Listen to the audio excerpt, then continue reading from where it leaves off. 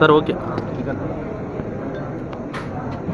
కర్లా రాజేష్ది పోలీసులు చేసిన దారుణమైన హత్య, అక్రమ నిర్బంధంలో తీవ్రమైన చిత్రహింసలు పెట్టడం వల్లనే ఆయన అనారోగ్యానికి గురై ఆయన మరణానికి దారితీసింది. ఈ హత్యలో ప్రధాన భాగస్వాములు ఎస్ఐసిఐలు అయితే వాళ్ళని ప్రోత్సహించింది, వాళ్ళని ఇప్పుడు కాపాడుతున్నది డిఎస్పీలు, ఎస్పీ.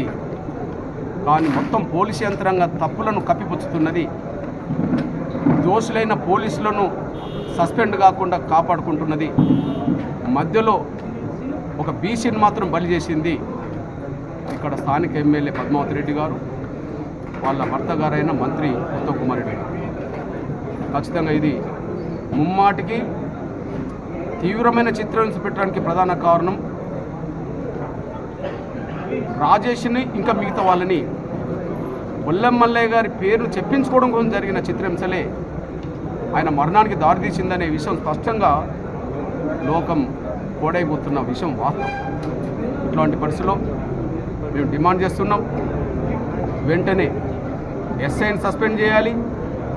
డిఎస్పీ శ్రీధర్ రెడ్డి గారు కూడా దీనికి బాధ్యుడు, ఎస్పీ కూడా దీనికి బాధ్యుడు. పోస్ట్ మార్టం నివేదికను పోలీసులు చెప్పినట్టుగా రాయించుకోవడం కోసమే ఎస్పీ ఇక్కడ నుంచి కోదాడ అప్పటి సిఐ గారిని, అదే సమయంలో చెలుకూరు ఎస్ఐ గారిని కూడా గాంధీ ఆసుపత్రికి పంపడం జరిగింది. ఇందులో ప్రధాన నిందితుల్లో ఎస్పీ గారు కూడా ఉన్నారు. మేము అన్ని సాక్ష్యాలు సమీకరిస్తున్న దశలో ఆ సాక్ష్యాలు మాకు అందకుండా చేయడం కోసం, సాక్ష్యాలను కనుమరుగు చేయడం కోసం ఇక్కడ ఎస్పీ ప్రయత్నం చేస్తుంటే, ఆ సాక్ష్యాలను లేకుండా చేయడం కోసం చేసే ఎస్పీని కాపాడుకుంటున్నది కూడా ఇక్కడ ఎమ్మెల్యే మంత్రి అనే విషయం గుర్తు చేస్తున్నాం. కాబట్టి వెంటనే డిఎస్పీ ఎస్పీల మీద కూడా కేసులు పెట్టాలి. అదే సమయంలో ఎస్పీని ఈ జిల్లా నుంచి ముందు ట్రాన్స్ఫర్ చేయాలి. డిఎస్పీ ఎస్పీ కంటే పై అధికారైన ఐజీతో లేకపోతే అడిషనల్ డీజీపీతో వెంటనే సమగ్రమైన విచారణ జరిపించాలి. అందుకు ఒక ప్రత్యేకమైన సిట్ ఏర్పాటు చేయాలి. మేము ప్రభుత్వాన్ని డిమాండ్ చేస్తున్నాం, మీకు ప్రజల ప్రాణాల పట్ల విలువనివ్వదలుచుకుంటే సిబిఐని కోరండి, లేదా మీ అద్దరంలో ఒక హైకోర్టు సిట్టింగ్ జడ్జితో విచారణ జరిపించండి. Police department DGP Shivdev Reddy గారికి విజ్ఞప్తి గుర్తు చేస్తున్నాం, డిమాండ్ చేస్తున్నాం.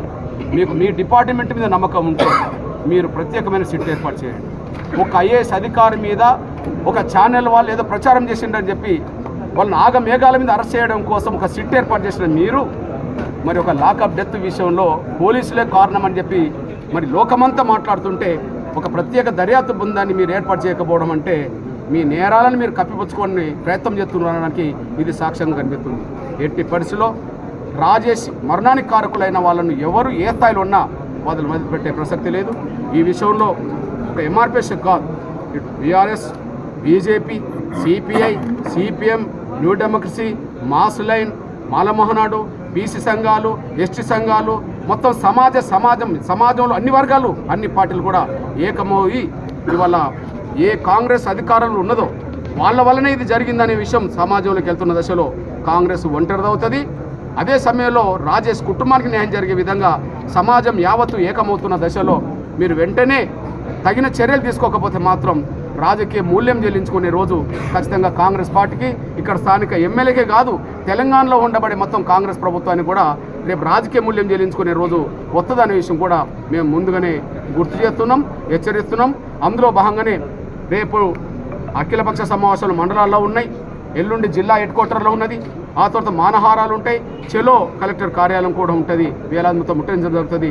ఏదేమైనా అన్ని పార్టీలు అన్ని సంఘాలతో కలిసి రాజేష్ కుటుంబానికి న్యాయం జరిగే విధంగా, పోలీసులకు శిక్షలు పడే విధంగా పోరాటాన్ని మరింత ఉధృతం చేస్తామనే విషయం కూడా గుర్తు చేస్తూ మరొక్కసారి అఖిలపక్ష సమావేశంలో పాల్గొన్న నా ప్రధాన రాజకీయ పార్టీల అన్ని పక్షాల ప్రధాన నేతలకు నేను ధన్యవాదాలు చెప్తూ మన ప్రధాన నాయకత్వాన్ని కూడా కుటుంబాన్ని పరామర్శించుకోవడానికి తీసుకొచ్చే విధంగా కూడా బాధ్యతలు తీసుకోవాలని చెప్పి ఇప్పటికే ఖచ్చితంగా కేటీఆర్ గారిని తీసుకొస్తానన్న నా సోదరుడు లింగల యాదవ్ అన్నను కూడా నేను అభినందిస్తూ త్వరగా తీసుకురావాలని, అట్లనే అన్ని రాజకీయ పక్షాల పెద్దల్ని కూడా ఇక్కడ కుటుంబాన్ని పరామర్శించే విధంగా, న్యాయాన్ని కాపాడుకునే విధంగా, పోలీసులకు శిక్షలు పడే విధంగా అన్ని ప్రధాన రాజకీయ పార్టీల ప్రధాన నేతలు ఒకసారి కోదాడకొచ్చి